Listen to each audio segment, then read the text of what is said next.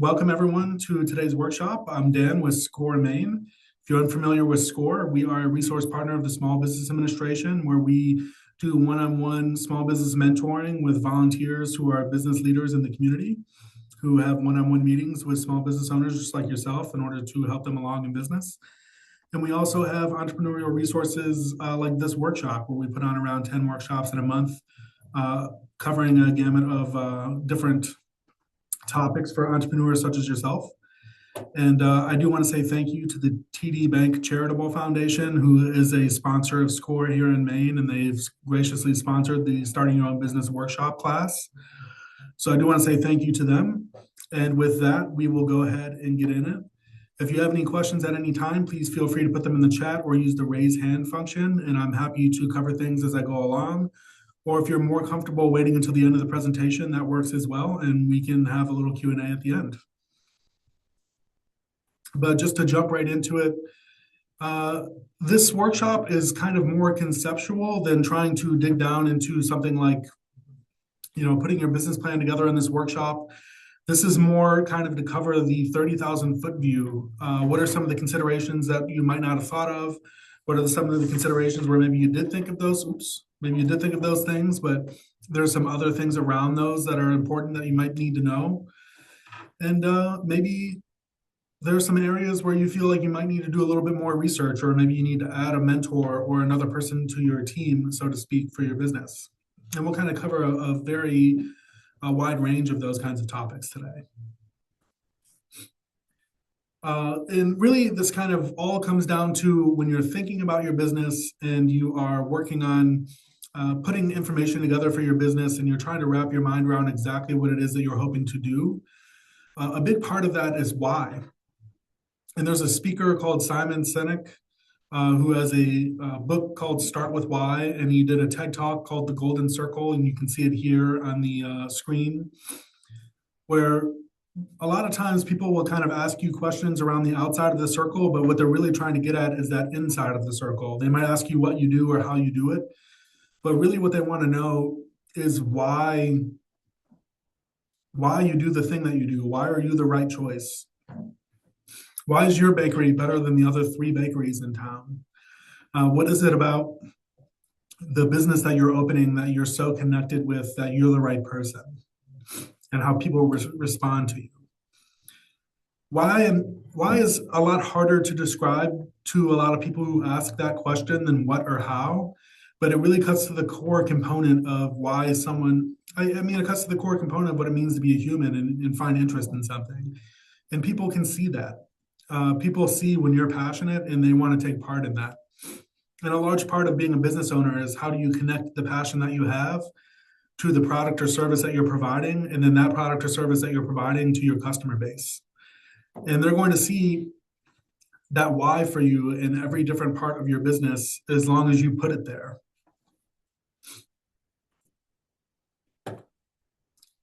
And why this is so important is a business is a lot more than just your product or your service or whatever it is that you're providing. It's a process, it's policies, it's employees, it's the money you have, it's capital, software, equipment, vendors, your physical location, your business plan, everything. All of these are different components of what your business is. And these all come together to be what your business is and how your business is and why your business is. And all of these things need to kind of be in sync for your business's why to really shine through. And your job as a business owner is to facilitate this. It's to develop a plan, write a business plan, raise the funds that are needed, either by bootstrapping it and breaking even, or by going to a bank or finding someone who might be willing to invest in you, or apply for a grant. This might look like selling your product or service. You might be the only salesperson. Think of a farmer's market. When you're going up and talking to a person at a farmer's market, they're the only advocate for their business, and that's going to be you for your business probably.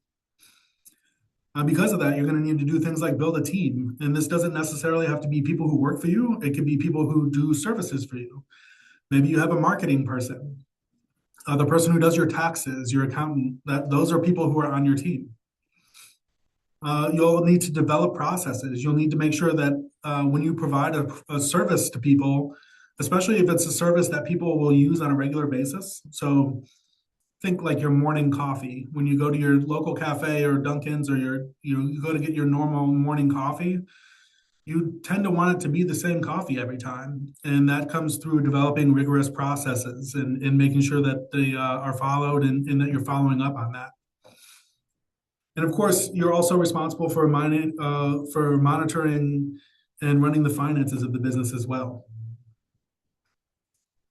And some of the resources that you might need as a small business owner to really kind of go the distance is personal experience, risk tolerance. You can't be avoidant of risk and take the risk of starting a business. There's always going to be some level of risk involved. And typically, personal experience comes through having a talent or some kind of knowledge around what you're doing.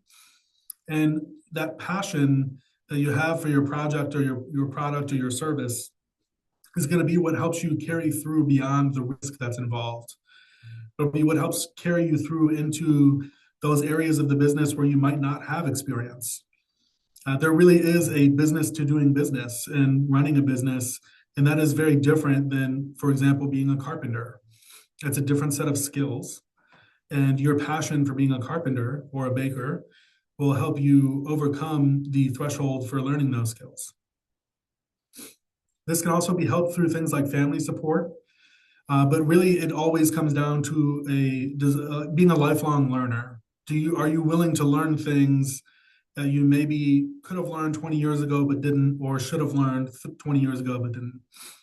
Are you going to treat yourself like a sponge for knowledge, or are you going to dig deeper into the things that you already know?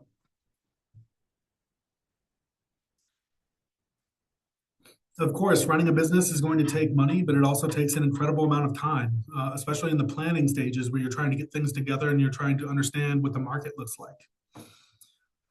Putting that kind of time into it takes energy. It also means that if your health isn't in the utmost condition, or maybe you're having concerns around your health, it might not be a good time to start a business. Maybe making sure that you're feeling good will give you more energy, more time, more of that passion in order to get yourself across the finish line. And of course, with talents and knowledge come things like skills. And we wrap back around to passion, that why. There's also some analysis that's needed. Customers aren't just going to walk in your door just because you opened. The top reason that startups fail, and this has historically been the case, is that they run out of cash or fail to raise new capital when they needed it. They're spending more than they make, basically, and they don't have enough runway to get across the finish line. The other top reason that startups fail is no market. They're very passionate about an idea, but they might be one of the only ones in their area, and there just aren't enough people who are interested in order to sustain the business as a full-time business. These are all considerations that you want to really take into consideration. You're going to want to really drill down on. Do I have enough money to start this, or am I bootstrapping this in a way where it's going to fund itself? And even if I do that, are there going to be enough people who are coming through the door for the product or service that I have? That could also look like, are there too many people who are competing with me on the product or service that I have? If there are 15 barbershops in your town, you might really want to take a look at whether or not another barbershop makes a ton of sense for you.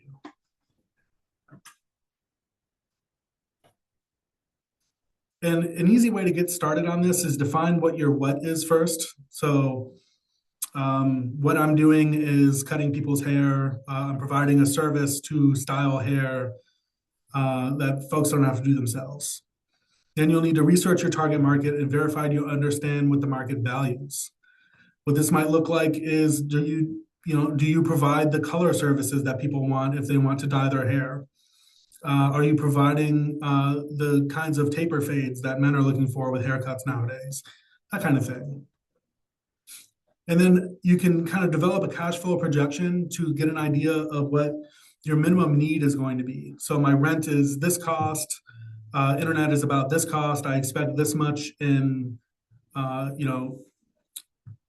materials every month. I might have to spend $300 in materials every month, $1,000 on rent, $100 on electricity, $100 on internet. So you know your baseline is $1,500. You need to make at least $1,500 in a month in order to break even. And a part of what can help with understanding these markets and understanding what your possibilities are is identifying who your best customers are going to look like. This can happen in a variety of different ways. One way could be just going to your competitors and seeing the kinds of folks who are there and how they're engaging with your competitors or potential competitors. It could be putting out a survey or asking people in your life who might fit the ideal customer profile that you're looking for, what some of their opinions are. And really what this is going to fall into is two categories. You typically hear them described as psychographics and demographics. Most people are familiar with demographics, kind of like your age, gender, income, where you live, that sort of thing. But psychographics are kind of more those soft things: occupations, interests, hobbies, preferences, what kind of food they like, things like that. Kind of more of those soft aspects of someone's personalities. And how you define your customer persona can be very helpful in learning how to target customers when you're doing things like advertising. As I mentioned, I own a marketing company, and one of the things that I recommend to my clients is putting together an ideal customer persona and then using that to market to them on Facebook and Instagram. You can put specific things in there, like I'm only hoping to talk to people who only get shown to people who are in that demographic and breakdown. So there are different ways that a customer persona can be helpful beyond just doing some market research and getting an understanding of who your potential customer is. There are some real world applications here as well. Seek market input early. This means don't go and rent a space before you get an understanding of exactly who is going to be your clientele and how often they're going to be your clientele. You should really understand from your customer's perspective, not yours, but try to get outside of your own head and understand from your customer's perspective how you're solving the problem that they're having. How useful of a fix is that? Is it something where 9 times out of 10 they're going to use that, or is it something that in this particular circumstance it's convenient? How and why is it a problem for them? Is it a regular problem, or is it something that's just kind of a bother? Why should they buy from you instead of someone else? And if you're offering a fix, is your fix going to be the right one? These are all different aspects that you might have a strong belief in, but your customer has no idea about you or your business, or usually they don't. And you really need to be able to convey your level of knowledge, experience, or expertise, or in the case of a product, the design capacity of the product and how functional it is to solve these different problems that are going to be at the core of your ideal customer persona.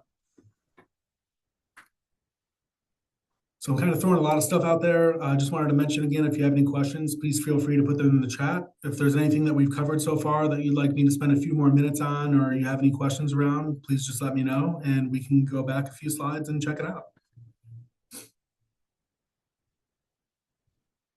And a big part of connecting with your customers is going to be developing your value proposition. So this is a to the point, you may have heard it called an elevator pitch before. It's supposed to describe what you offer, who you are, what kind of problems it solves, and why it is that you're the right choice. And a lot of times this kind of comes down to building trust in a short amount of time. An example, hey, I'm Dan. I own a marketing company. I really help small business owners buy back their time so they don't have to spend time on Facebook trying to figure out whether or not the video that they're posting is the right one. I take that off their plate and I do automatic posting and automatic ad spend so they don't have to try to deal with that on the back end and they can just focus on their work. That's an example of what that looks like for my business.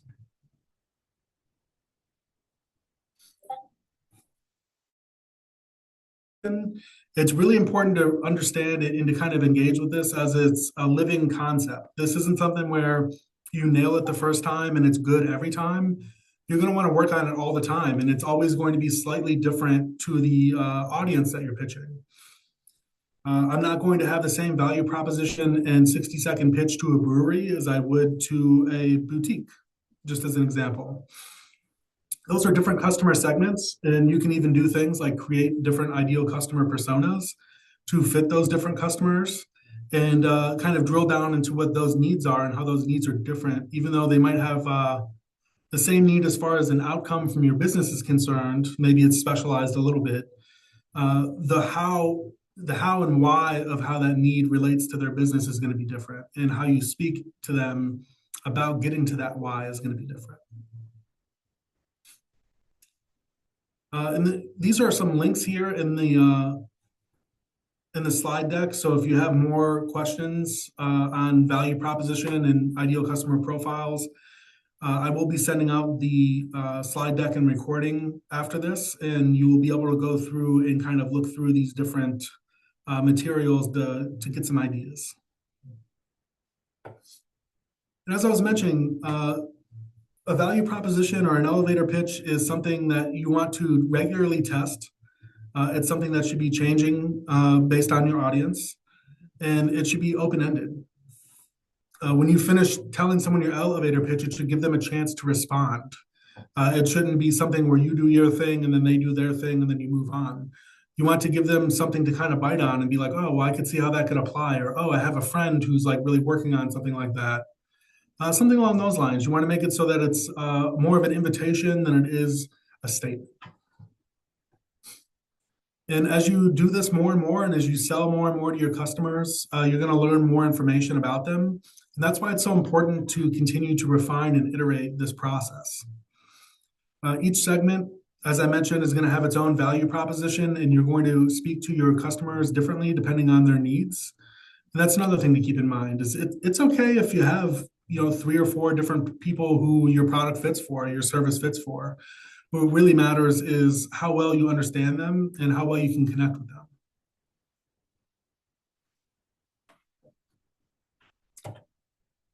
And I can almost hear the thoughts, that's all well and good. That's a lot for a single person to do.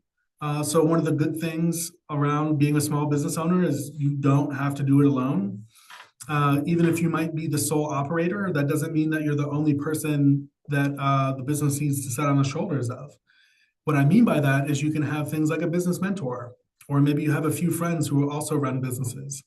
And these people can help share the burden of at least being a place that you can talk to and talk about the problems you're experiencing.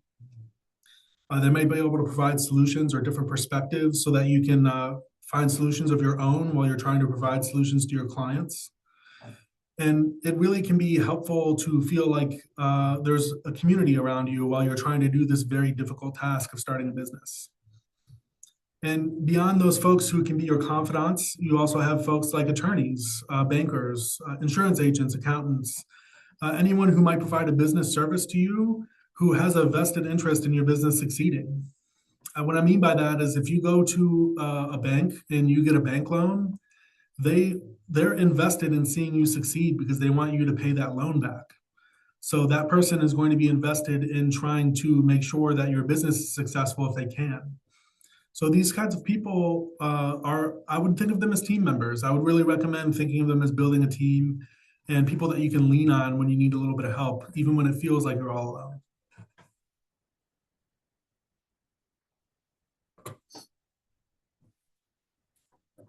One of the important aspects of running a business that can feel very secondary, but should be at the top of the list once you have a good idea of your value proposition and your business model, is going to be regulations. What are some of the rules and regulations involved in running a business in your industry? Are these rules and regulations something that take place at a national level and they're the same everywhere you go? Or is it something where each individual town might have their own say on what's happening here? A good example of how individual towns might do this is in Maine. A really good example is just the cannabis industry. Certain towns decide they don't want cannabis vendors, and that's something that's a regulation that businesses have to work around. There are other towns that only have only will issue a certain number of licenses to restaurants, things of that nature. Getting certified as a food safe serve as a state level certification as an example. So you'll want to be very cognizant of all of these different areas where regulation might show up in your business and how you might be able to engage with them.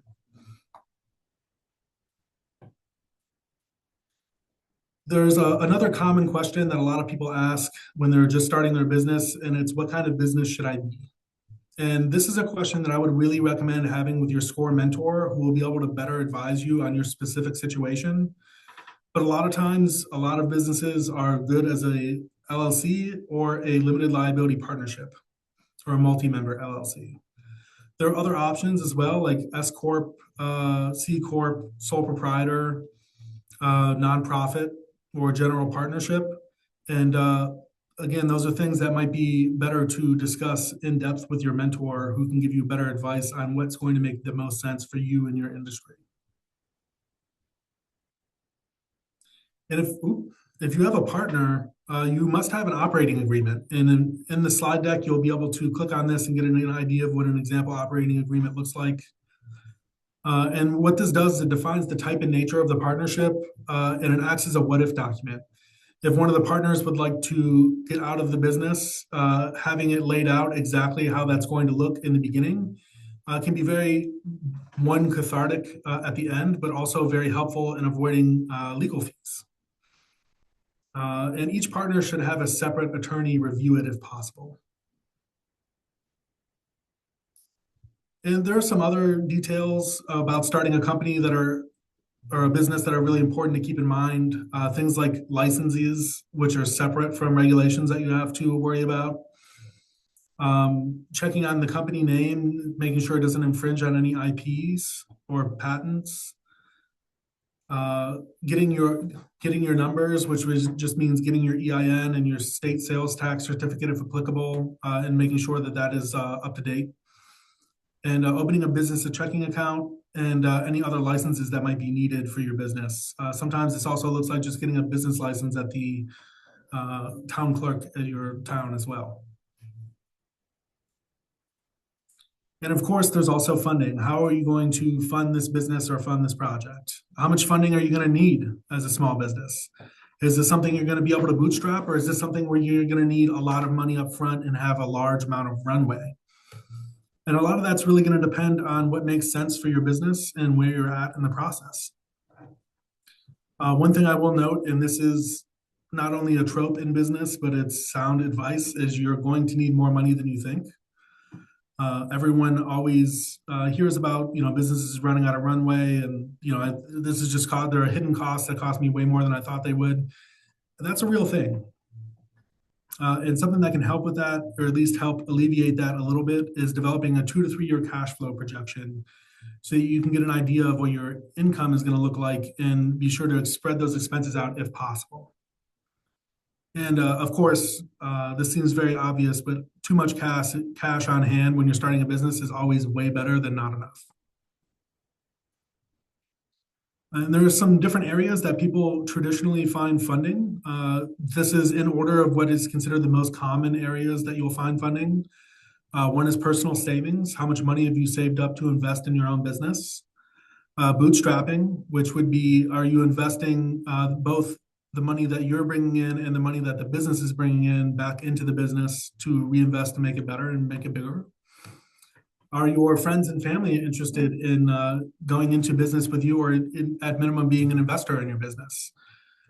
Keep in mind that this can sour relationships, so this is something that you want to be very careful with. There are, of course, things like grants and competitions. We all hear about Greenlight Maine every year. They have a wonderful program to help out businesses. A consideration with this is grants are very competitive, they're very uncertain, and there's a lot of work in applying for grants. So when you're applying for a grant, you just want to be very clear about exactly what you're hoping to get out of it and whether or not it's a good fit for your business. There are, of course, things like crowdfunding, which doesn't happen as often as you might think, but there are things like loans, which is very common, and venture capital, which is a lot less common. A loan being something where you would go to a bank. They might talk to you about SBA loans or a direct loan from the bank. SBA loans are 90% guaranteed loans. Bank loans, direct bank loans, are otherwise different and are just regular loans with the bank for a business or commercial loan. And venture capital is when you sell a percentage of your company. This is typically something that's only applicable to scalable companies that intend to grow very quickly over 2 to 5 years. So if you would say that your company doesn't intend to do that, or if you don't fit in that bucket, I would not recommend thinking about venture capital as a long-term solution for you.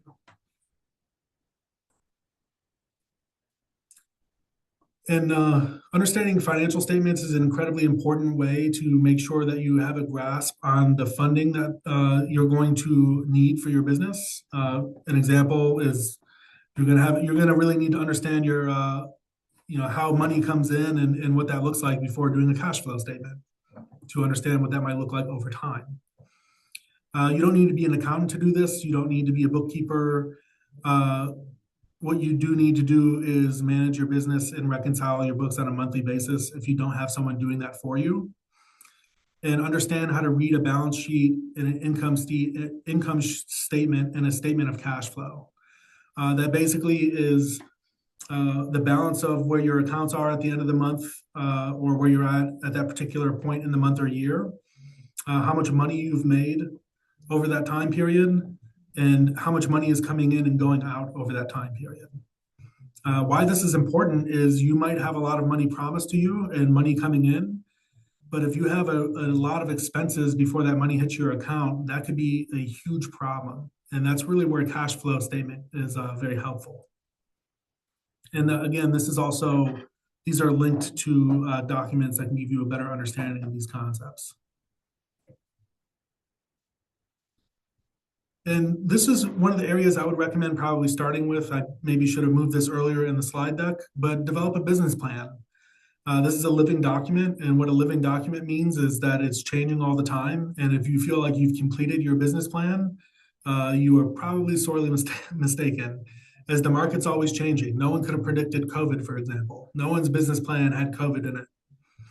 So your business plan is always going to be changing. Even if it's a loose plan, it's a good idea to have something written down just so that you can self-reference it later. It can be a single page, it can be 30 pages, it can be 500 pages. What really matters is it reflects your perspective on your business. And it's a way for you to be able to hand someone who doesn't know anything about your business a document that's a couple of pages long, and then they can get the cliff notes and get a good understanding of what you're trying to do and where your business is headed. This is critically important if you're looking to get funding, and a lot of times it's very important if you're looking to get a grant as well. There are a lot of different sections to a business plan, things like the market competition, marketing, financials, the executive overview, and overview of the business.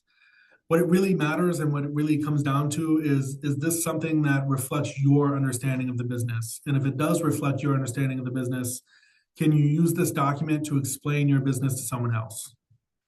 Especially if that someone else has no idea what you do. Oops. All right, so putting it all together, this is we've had the 30,000 foot view of a lot of different areas, and now we're going to kind of link those areas together and chain them together into a fully functional process. And it starts with the problem. What is the problem that you're solving for your customers? And what is the verbiage in the language that you're going to use around solving that problem for your customers? Who has that problem? Who are your customers? What is your solution to that problem? And what does that look like specific to them? That's going to be your value proposition. Your value proposition is going to determine your business plan. It's going to help you. It's going to guide your business plan. It's going to guide your executive summary of your business. It's going to guide the financials because it's going to guide the inputs that you need for your business and the outputs that you need for your business. It's going to give you an idea of what licenses you need, how you should incorporate, pretty much everything. And what you'll do is you'll test that. So you'll see if that works. Try it on a few customers and get their feedback. You'll measure their feedback and then you tweak it. So you'll change your product or your service. You'll iterate it a little bit. You'll try to make it a little better. And then you go back to the beginning and you keep doing this over and over until you have a solidified and well-oiled machine, basically. I think this is one of the areas that can be difficult for people to kind of put together what we've covered so far and where it's going. So if you have any questions about this, please feel free to ask them now. You can unmute yourself, raise your hand, or type in the chat. And I'll wait a couple of seconds just in case someone does have a question.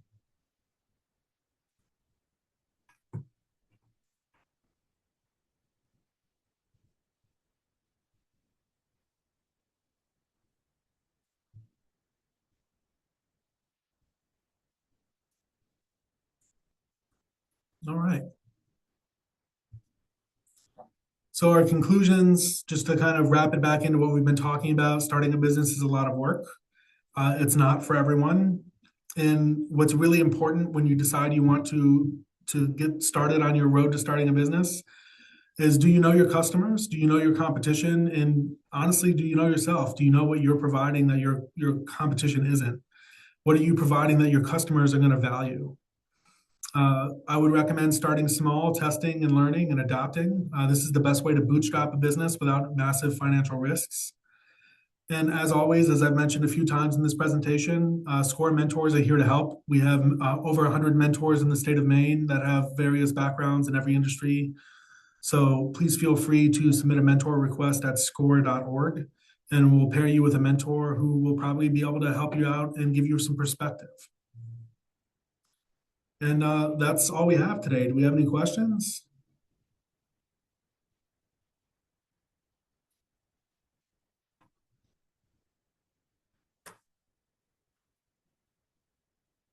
All right, I'll stick around for a couple of minutes. We did end a little early today, but I'll stick around in case anyone does have any questions. If otherwise, thank you all for joining me today, and I hope you have a great day.